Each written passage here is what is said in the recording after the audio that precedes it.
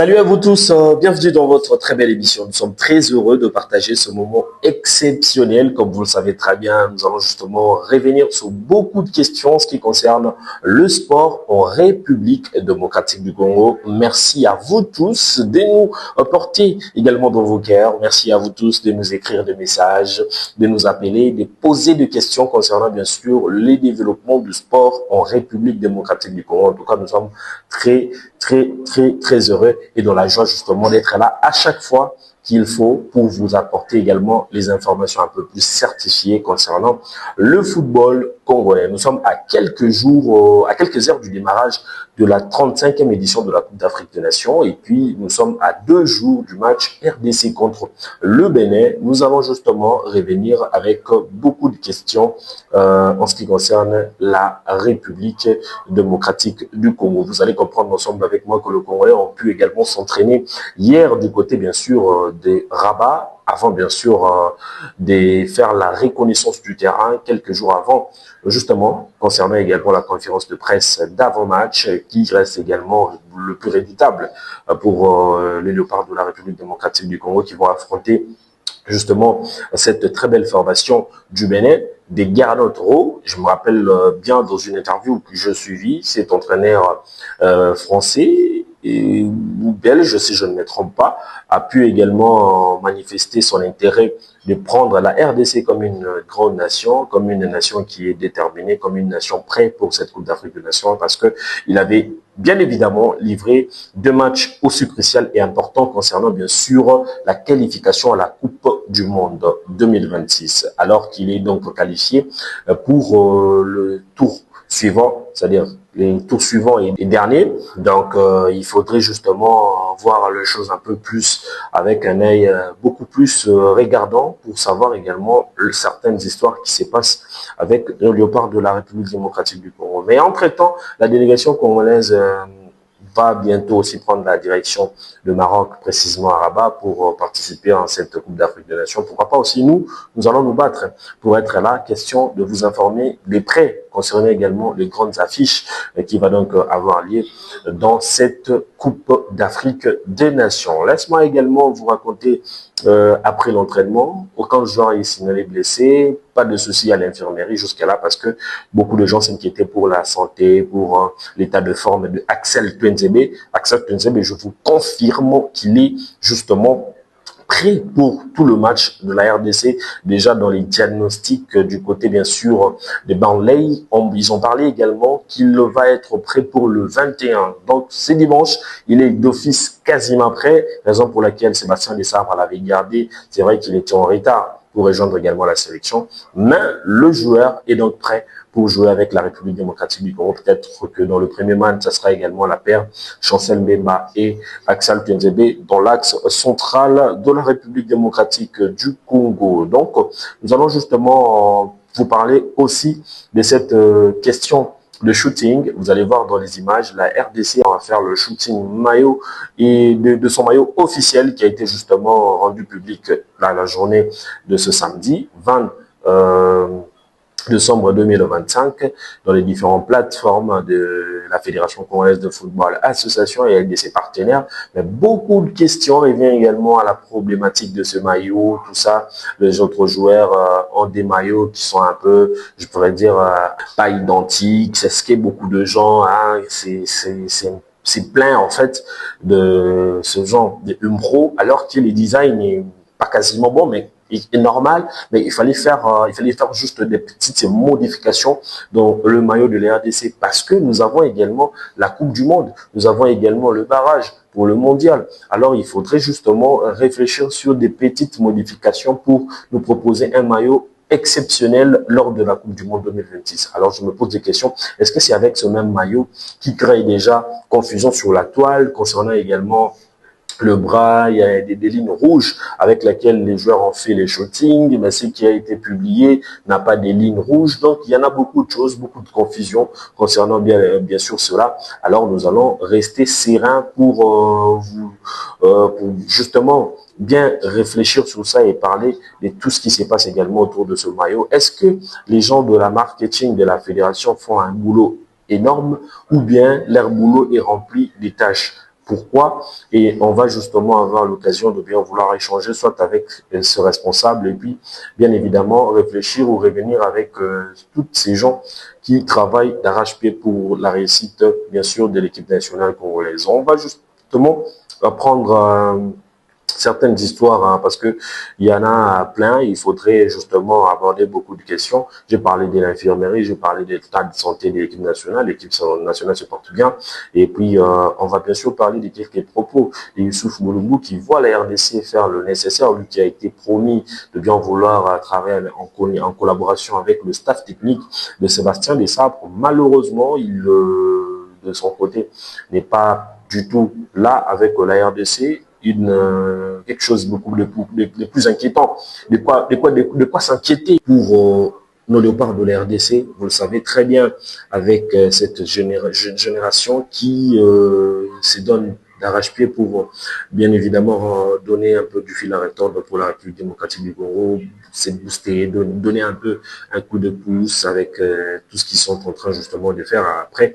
Et il se pose beaucoup de choses, mais nous, de notre côté, on ne sera pas vraiment là pour réfléchir sur cette question. Et puis après, nous allons encore aborder parler également sur l'actualité où la CAN passera également de 2 à 4 ans à partir de 2028. C'est une information qui annonce également la CAF un véritable gâchis pour l'Afrique. C'est une annonce qui a été faite lors de la conférence de presse de Patrice Motsepe, qui est donc le président de la Confédération africaine de football. Ça, les Africains, je ne sais pas s'ils vont accepter cela, faire une Coupe d'Afrique après 4 ans, comme l'Euro, comme la Coupe du Monde. En tout cas, les Congolais, je ne sais pas s'ils seront d'accord de ça, parce que cette fête africaine sera bien sûr gâchée après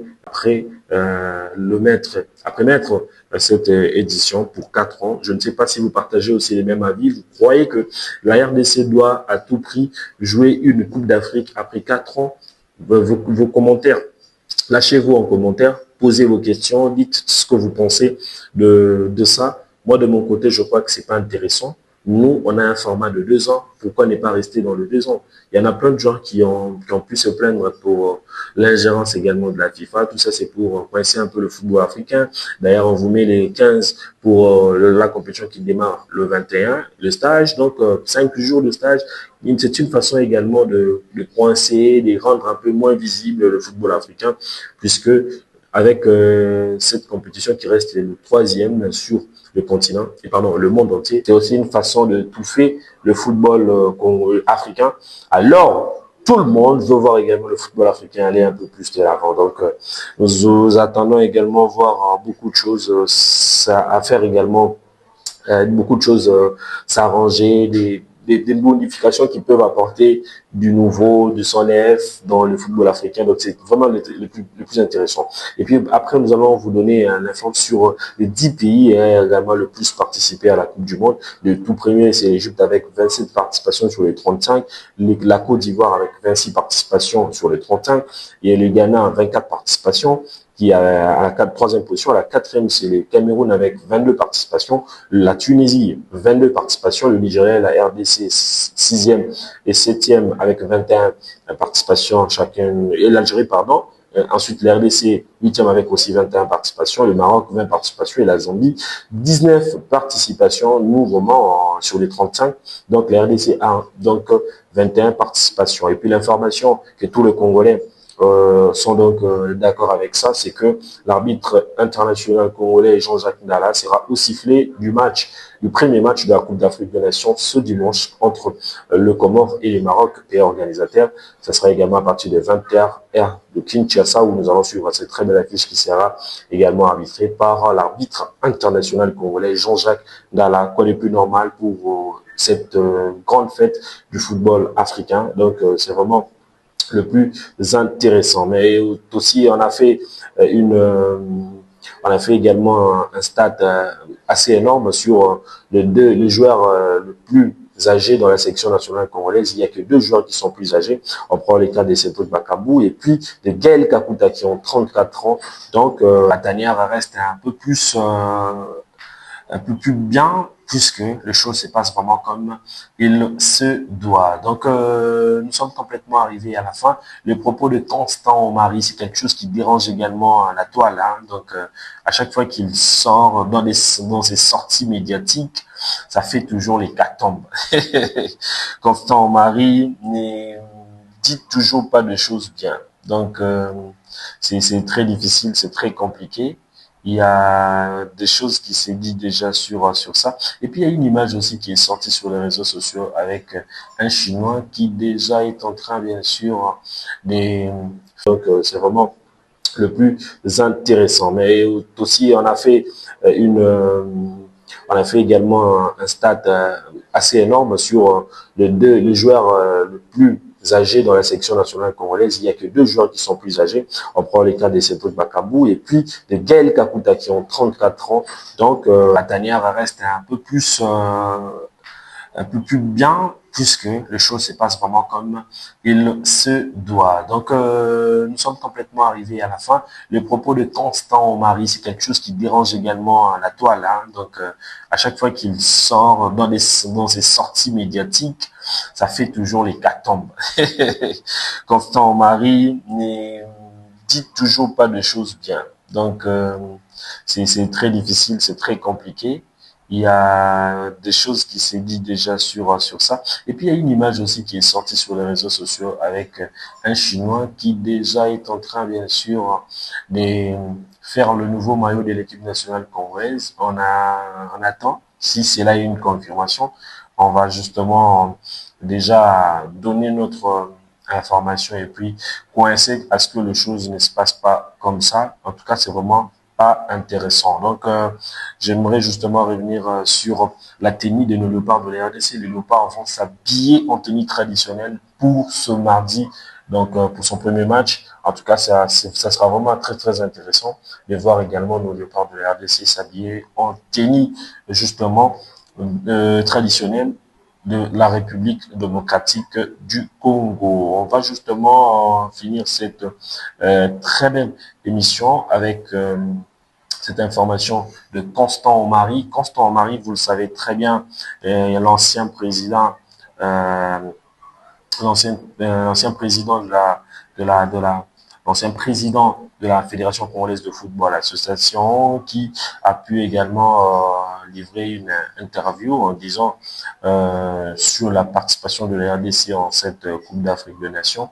Il a quand même donné son point de vue que la RDC est une nation aussi importante, il peut à tout prix aller encore plus loin dans cette compétition. Mais nous aussi, en tant que Congolais, nous avons la foi, nous croyons à la République démocratique du Congo, il peut aussi aller un peu plus loin dans cette compétition, pourquoi ne pas les gagner. Donc, ça reste également de belles ambitions nourries par nos compatriotes Constant Omari, bien qu'il s'est dit être pas considéré avec les RDC, mais moi je confirme qu'il est considéré, il est considéré à sa juste valeur. Donc c'est comme ça avec la République démocratique du Congo. Merci à vous de nous suivre pour cette dernière livraison sportive de ce samedi. Demain c'est déjà la CAN, on va revenir sur toutes les infos sur la CAN. Alors on sera plus la CAN que la RDC. Donc, on va vous donner toutes les informations, mais chaque jour, nous allons toujours mentionner la République démocratique du Congo pour faire un peu le complet concernant, bien sûr, la Coupe d'Afrique de Nations. On se retrouve prochainement. Merci à vous de votre fidélité de nous suivre, justement,